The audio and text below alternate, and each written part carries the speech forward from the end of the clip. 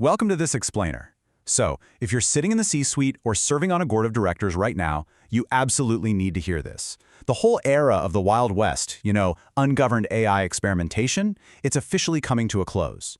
But we need to reframe this shift, immediately. Because based on the insights we're digging into from Chapter 8 of our source material, AI governance is not just some IT headache, and it's definitely not just a compliance problem you can casually delegate down to the legal department. No, it's actually a strategic foundation, one that's going to define your competitive positioning, how you allocate capital, and ultimately your stakeholder trust for the next decade. Okay, let's dive right into this. We have to confront the elephant in the room. When sweeping regulations like the EU AI Act hit the news, the immediate instinct for a lot of executives is, great, is this just another compliance tax? And hey, it's completely understandable to look at AI regulation as a costly burden. But honestly, treating it that way is actually one of the biggest strategic mistakes leadership can make today. Think about it. If you treat it like a tax, you're just paying the bare minimum and getting zero in return. But if you treat it like an investment, well, then it actually starts working for you. So, we need a fundamental mental shift here. Let's look at the old view versus the new view. In the old view, seeing AI governance as just a cost center or a constraint or this isolated IT and legal problem, that inevitably leads to a really brittle, reactive organization. You're literally always playing catch-up. But the new view, the organizations that are actually going to win in the AI era are entirely reframing governance as a strategic capability. It's a massive board-level imperative. Because when you govern AI properly, you're not just checking boxes for regulators. You are building a rock-solid, highly scalable engine for serious competitive advantage. To really wrap our heads around why this shift is so vital, let's just think back for a second to the rollout of GDPR. Remember all that panic? The evidence from that rollout is incredibly telling for us right now.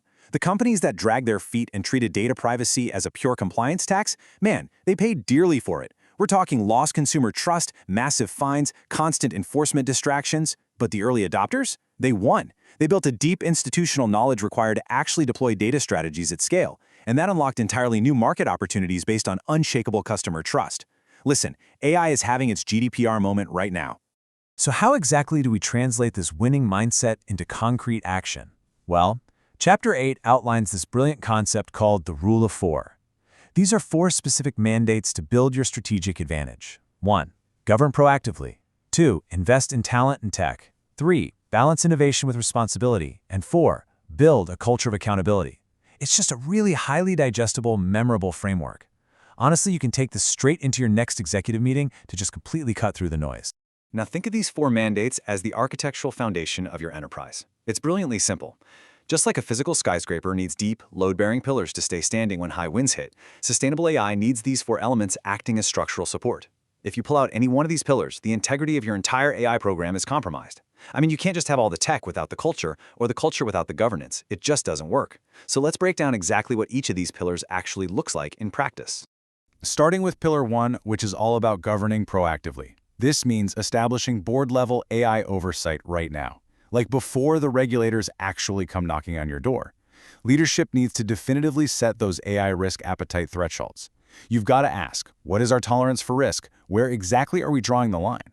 Plus, this pillar demands that high-risk AI deployments get explicit executive approval. You have to create concrete accountability structures that show genuine, thoughtful governance to your customers and your investors. Because the goal is to lead the charge, right? Not scramble to comply when the rules suddenly change on you. Then we have Pillar 2. Investing in AI talent and infrastructure. Strategic governance requires cross-functional authority. This is definitely not a weekend side project for your CTO to handle in their spare time. We're often talking about appointing a chief AI officer with direct access to the board. But, talent alone isn't enough. The hard reality here is that leadership absolutely must fund the technical infrastructure too. We're talking AI system registers, impact assessment tools, comprehensive audit logs. You literally cannot manage this workload at an enterprise scale with a bunch of Excel spreadsheets. You need the right tech stack supporting your people. All right, Pillar 3 is absolutely critical, especially if you're sitting there worrying that all this governance is just going to slow you down. It's about balancing innovation with responsibility. And I know, it sounds kind of counterintuitive, but a great governance framework actually accelerates innovation. Think about it.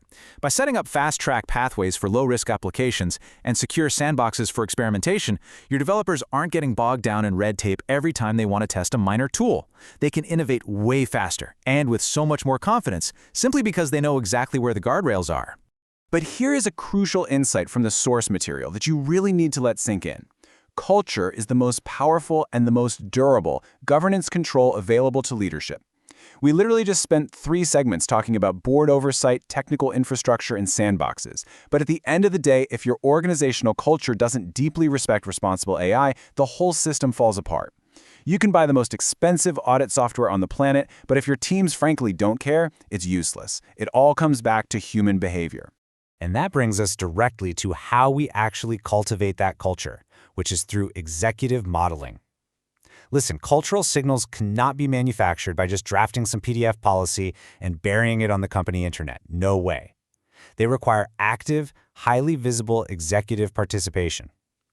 When senior executives actually model responsible AI behavior, like when you as a leader are sitting in a product meeting and you start asking the hard practical questions about potential bias in a new model, or you demand real transparency in how a recommendation was generated, the entire organization takes note and follows suit. You're holding business units accountable in real time.